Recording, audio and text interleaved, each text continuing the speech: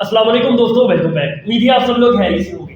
दोस्तों मैं आपका कारोबारी दोस्त इखलास मलिक। आज की वीडियो में दोस्तों मैं आपको बताऊंगा कि आप कैसे जो है वो अपनी शॉप की सेटिंग करके मार्केटिंग कर सकते हैं और अपनी सेल को बढ़ा सकते हैं। दोस्तों एक बात हमें याद रखें कि मार्केटिंग जो है एज ए बिजनेस में बहुत ही ज़्यादा ज़रूरी है। बगैर मार्केटिंग में आप कोई कारोबार नहीं कर सकते, ना ही सेलिंग कर सकते हैं और ना उसके अलावा पैसे अर्न कर सकते हैं। तो अगर आप अपनी शॉप की सेटिंग कुछ इस प्रकार के जरिए कर लें कि वो खुद ब खुद आपकी मार्केटिंग करें, तो आपकी जो है वो सेल बढ़ सकती है और आपकी चीज़ें वो भी सेल होना शुरू हो जाएंगी। तो दोस्तों आज की वीडियो कंप्लीट देखें क्योंकि इससे बहुत ज़्यादा फायदा होगा आपके कारोबार में। दोस्तों सबसे पहले बात आती है कि अगर आप लोग भी कोई एज ए सेलिंग वाला कारोबार करते हैं, कोई शॉप चलाते हैं, वो शॉप कोई भी हो सकती है, चाहे वो एज ए गारमेंट्स है, चाहे वो एज ए मोबाइल एसेसरीज है, उसके अलावा बड़े बड़े डी मार्ट्स हैं, जनरल शॉप है, करियाना स्टोर्स हैं, ये सारी चीज़ों में आपकी ये जो है कुलिया आपके काम आएगा और आपकी जो है बचत भी ज़्यादा होगी, सेलिंग भी ज़्यादा होगी। दोस्तों सबसे पहले बात आती है कि आपने अपनी कोई शॉप बना ली है। याद रखें शॉप दो इलाकों में होती है। पहला इलाका ऐसा है कि आप एज ए गाँव हो गया या फिर महसूस इलाका जिसमें आपको पता है कि आपके पास सिर्फ इसी इलाके के लोग ही आएंगे, इसके अलावा शायद आपके पास ज़्यादा कस्टमर्स ना आए।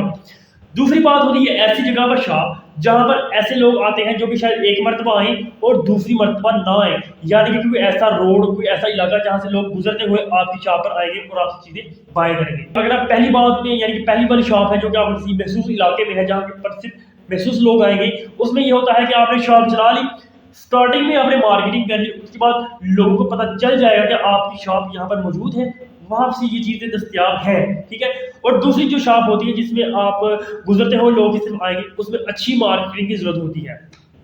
सबसे पहली बात आती है कि आपकी जो है वो जगह अच्छी, यदि महसूस ऐसी जगह पर हो, आपकी शॉप ऐसी जगह पर हो जहां पर लोगों की नजर पड़े, ठीक है। उसके बाद दोस्तों आपने उसकी जो है वो कलरिंग और उसकी शेप इतनी प्यारी बनानी है, कोशिश करेंगे कि अच्छी उसकी कलरिंग हो, उसकी रेंडरिंग हो, ताकि जब भी कोई बंदा वहां से गुजरे तो उसकी जो है वो उसको अट्रैक्ट करे वो और वो उस दुकान की तरफ जाए, ठीक है। अब बात ये आती है कि आपने उसकी अच्छी रेंडरिंग वगैरह कर ली, अच्छी अट्रैक्टिंग कर ली, तो जाहिर है पहली बात कंप्लीट के कस्टमर आपकी तरफ अट्रैक्ट हुआ और आपकी शॉप के अंदर आ गया। अब बात दूसरी आती है कि कस्टमर जो है वो आपकी शॉप देखकर आ गया, अब उसके बाद वो उसके अंदर की रेंडरिंग के ऊपर ही डिपेंड करेगा कि उसके अंदर की सेटिंग पर डिपेंड करेगा वो कितनी शॉपिंग करेगा और कितनी सेलिंग करेगा, ठीक है। इसमें मैं आपको मिसाल पेश करता हूँ एक जनरल स्टोर या फिर ऐसे एक डी मार्ट की ले लें। एक मार्ट है जो कि बड़ा सुपर स्टोर है, उसमें अगर आप जाते हैं, आप स्टार्टिंग में देखें, पहली बात तो ये है कि उन्होंने एक अच्छा माहौल बनाया होगा। उसके बाद दोस्तों जब आप उसके अंदर एंटर होंगे तो सबसे पहले आप क्या देखेंगे, ऐसी चीजें जो खाने पीने वाली हैं जैसे कि पॉप्स वगैरह, लेस वगैरह, या उसके अलावा बिस्किट वगैरह, कोल्ड ड्रिंक वगैरह जो है वो स्टार्टिंग में पड़ी होती है कि जो भी आए अगर उसको एज ए अगर वो बच्चा है या बड़ा है वो उसको जल्दी पिक करे और उसको खा ले। दूसरी बात दोस्तों आती है कि जब आप देखते हैं कि जितने भी बच्चों के खाने वाली चीज़ें हैं, मिसाल के तौर पर है कि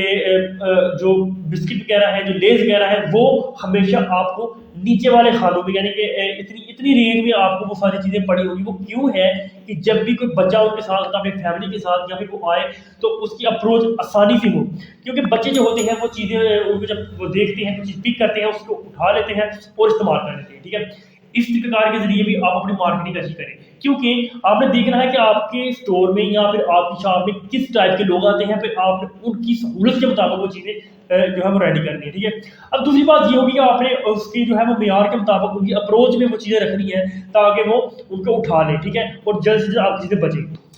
अब आप किसी मार्केट में जाते हैं, किसी सुपर स्टोर में जाते हैं, तो आप हमेशा ये याद रखें कि अगर जो आम चीज़ें होती हैं ना घर के इस्तेमाल की, दाल, चीनी, घी और ऑयल वगैरह, वो हमेशा थोड़ा सा आगे पड़ी हुई, उस पोर्शन में पहुंचने में आपको इतनी चीजें नजर आती हैं कि आप काफी चीजें बाय कर चुके होते हैं। जब आप अपने घर के लिए राशन लेने आए हैं, लेकिन अब जब आप उनसे गुजरते जाएंगे, आप देखते जाएंगे, मुझे चीजों को पिक करते जाएंगे, अपनी टोकरी को भरते जाएंगे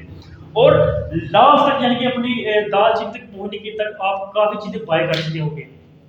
अगर आप डॉलर शॉप देखते हैं या फिर सस्ती शॉप देखते हैं, वहां पर भी ऐसा ही होता है। वहां मुझे चीजें जो सामने लगाई जाती है, मेन चीजें पीछे होती हैं, वहां तक पहुंचते पहुंचते कई लोग कई चीजें सेल जो है वो कर चुकी होती हैं। उसके बाद दोस्तों बात आती है कि आपने जो है अपने कस्टमर्स को टोकरी वगैरह देनी है, उनको अच्छा माहौल पेश करना है, वहां पर आपको शायद टाइम गुजरने का पता भी न चले। उसके बाद दोस्तों आपने ऐसा करना है कि आपने एंट्री एक साइड से रखनी है और आउट दूसरी साइड पर। वो क्यों होता है कि जब आप एंट्री एक साइड से रखते हैं और जब कस्टमर एंटर होता है और ज़ाहिर से बाहर तो निकलना है, लेकिन वो बाहर निकलने के वो मुकम्मल स्टोर एक बार घूमता है और काफ़ी ज़्यादा चीज़ें वो बाय कर चुका होता है। जब वो लास्ट में पहुंचता है तो उसकी टोकरी भरी हुई होती है। हो सकता है वो सिर्फ एक या दो चीज़ें ही लेने आया हो, लेकिन वो कई चीज़ें बाय कर चुका होता है। उसके बाद आपने देखा होगा कि जो बच्ची होती हैं, जब आप काउंटर पे जाते हैं तो काउंटर के साथ ही ऐसी अट्रैक्टिव चीज़ें, ऐसी जो है वो ललचाने वाली, दिल को ललचाने वाली चीज़ें पड़ी होती हैं जो कि बच्चे जल्दी पिक कर लेते हैं और उनके वालिदैन वो भी खरीद के देते हैं उन्हें।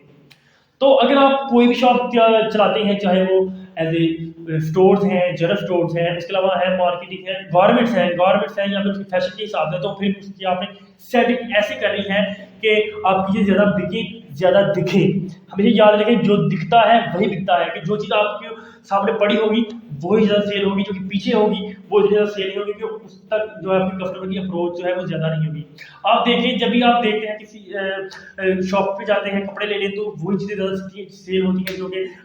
डमी के ऊपर लगी हुई होती हैं, जो कपड़े लगे होते हैं वही चीज़ें ज़्यादा सेल होती हैं, क्योंकि वो अप्रोच में होती हैं, वो अच्छी लगती हैं, वो खूबसूरत लगती हैं, वो साफ सुथरी होती हैं। अगर आप भी अपनी सेल को बढ़ाना चाहते हैं दोस्तों, तो आप ज़्यादा मार्केटिंग की तरफ ध्यान शायद ना दें, लेकिन आप अपने अंदर की सेटिंग को, जिसपे आपका कोई खर्चा नहीं होगा, उसको जो है वो आप दोस्तों बेहतर कर सकते हैं। अगर आप देखें आपकी सेल कम हो रही है या फिर नहीं बढ़ रही, तो आप उसकी सेटिंग को थोड़ा सा चेंज करें, फिर आप थोड़ा सा 1-2 महीना और करें। अगर आपको लगता है आपकी बेहतर हुई है तो फिर उसको मजीद इंप्रूव करें, अगर नहीं बेहतर हुई फिर भी उसको चेंज कर दें। इससे इंशाल्लाह आपको जो है शॉप में काफ़ी फर्क पड़ेगा। अगर आपको कुछ चीज़ें पीछे पड़ी रह गई हैं, वो सेल नहीं हो रही, तो आप कोशिश करें उनको सामने ला कर रखें या फिर उनको सेल लगा दें, वो भी फिर बिक जाएंगे। अगर आपको ये वीडियो अच्छी लगी हुई हो तो इसको लाइक कर दें, चैनल को सब्सक्राइब कर दें, बेल आइकन घंटी को दबाएं नेक्स्ट वीडियोस के लिए। अल्लाह हाफिज़।